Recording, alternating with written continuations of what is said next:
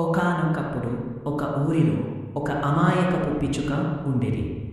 మనసులో ఏ కల్మషం లేని ఆ పిచ్చుకకు ఒకరోజు ఒక కాకుల గుంపు పరిచయం అయింది. ఆ కాకులతో పిచ్చుకకి స్నేహం అయింది. పిచ్చుకకి అందరూ చెప్పారు, ఆ కాకులతో స్నేహం చేయొద్దు, అవి మంచిది కాదు అని.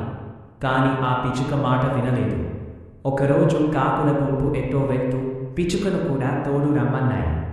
అమాయక పిచ్చుక ఎక్కడికి, ఎందుకు అని అడగకుండా ఆ కాకులను గుడ్డిగా నమ్మి వాటితో వెళ్ళింది.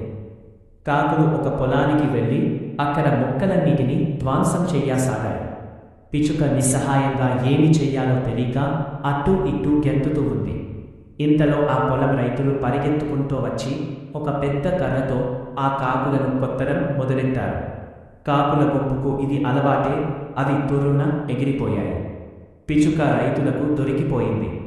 బాబోయ్ బాబోయ్, నా తప్పేమీ లేదు, నేను అమాయకురాలిని, నేను ఏమీ చెయ్యలేదు, నన్ను వదిలేయండి అని పిచ్చుక ప్రాధేయపడింది.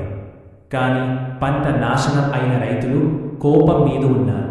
పిచ్చుకు మాట నమ్మలేదు కదా, దానివైపు అసహ్యంగా చూసి మరో 2 దెబ్బలు వేశాడు.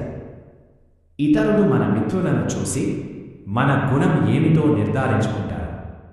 అందుకే మనం మంచిగా ఉన్నా మన స్నేహితులు చెడువారైతే మనం కూడా చెడ్డవాళ్ళమనే అనుకుంటారు.